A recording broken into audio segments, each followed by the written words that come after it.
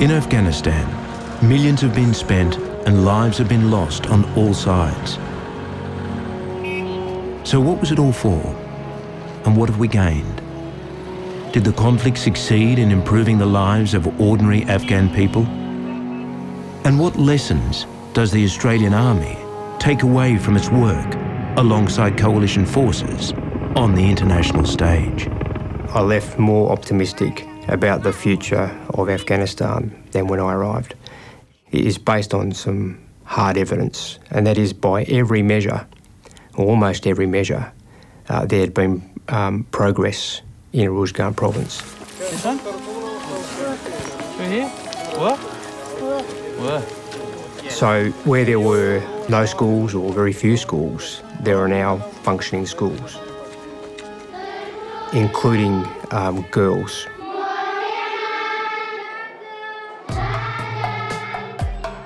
As I was leaving, there were 2 new comprehensive health clinics, and there were plans for further comprehensive health clinics to open up in the furthest parts of the province. There was a functioning provincial government. The capacity of the security forces, where there was no police force, there was no army, there was no functioning intelligence service.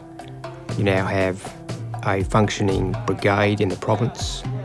There was a functioning judicial system where previously there wasn't one.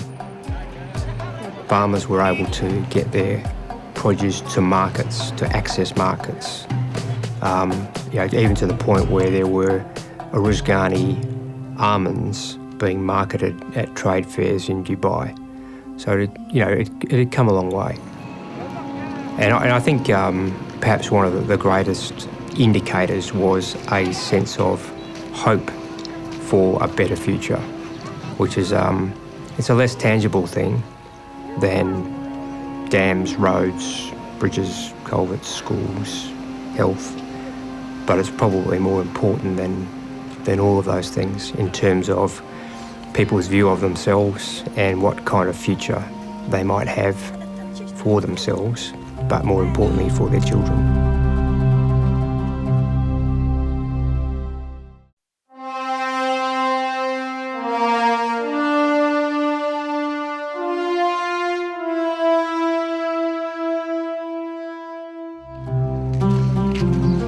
The hospital itself, the building was falling down. There were very few doctors inside the compound, and the doctors that were left were mightily brave, I think, to still be there. Rerunning the water for the hospital, hot and cold water, replacing the old gal pipe. The women's side of the hospital had a roof caving in, had no hot water.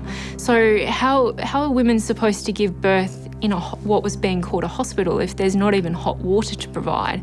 And none of the supplies were coming in because the TK Kandahar road was blocked. It was more you'd go to the hospital to have somebody to hold your hand rather than it actually being medical care. Australian soldiers helped to build hospitals and medical centres. Most Afghan women now receive some antenatal care, services that had disappeared under the Taliban.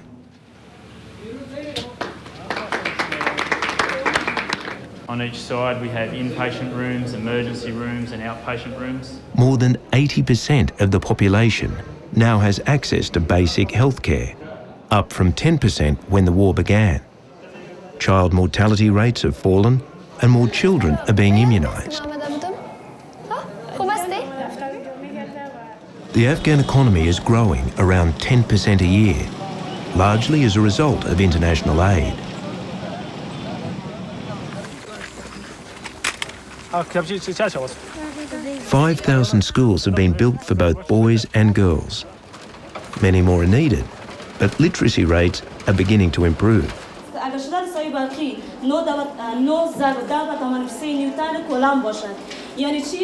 Of 200 schools in Uruzgan, 26 are girls' schools. Under the Taliban, there was just one. It's an achievement Australian troops take pride in.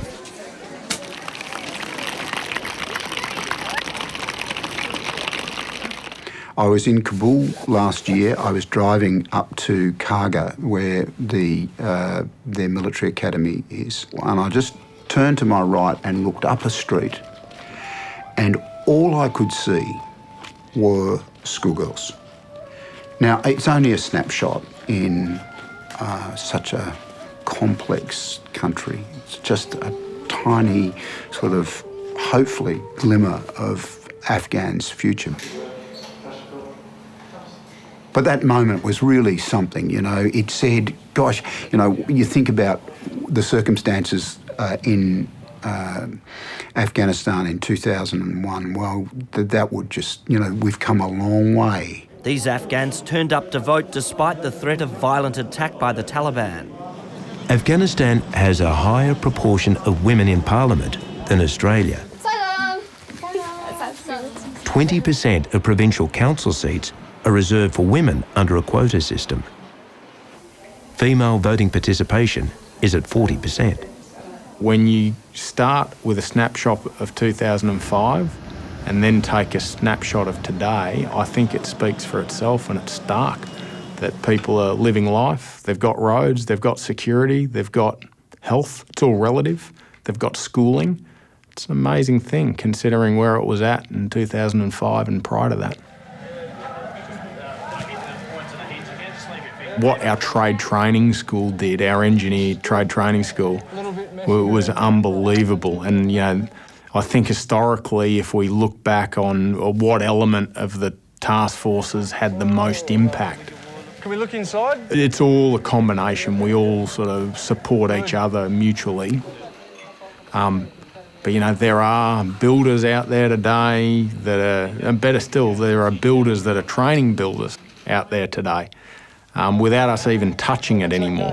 That is a long-term, enduring, sustainable effect.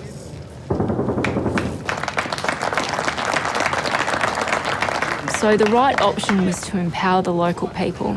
And empowerment of the local people was not just at the local government level, it was at the individual level too, so that all of those tiers of society were being empowered, and also the Indigenous capacity building that came with that. The great thing about the Causeway project too is that you could actually employ a lot of locals on the site, which meant that we could start that economic development and start money getting to not just government and not just contractors, but actually at the very base level of the population. You've got a generation that's coming through that have seen the old and seen the new, and again, I think that will just be a reinforcing effect that slowly over time, with all the other things that are happening in Afghanistan, there won't be a space for rogue actors like the Taliban.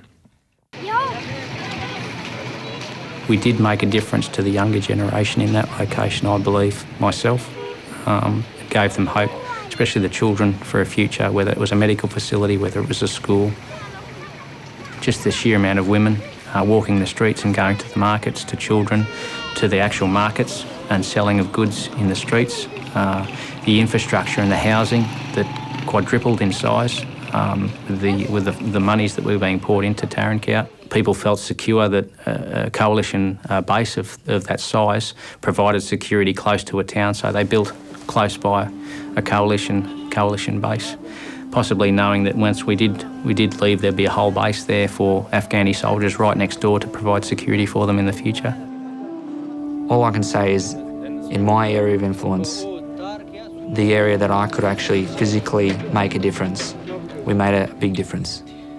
And whether that was securing a family to make sure they weren't the next ones to go from the insurgent actions, or whether it was making sure that more of the area that we were there had more fresh running water, had more electricity, had the ability to go to a shura, a mosque, or even a school.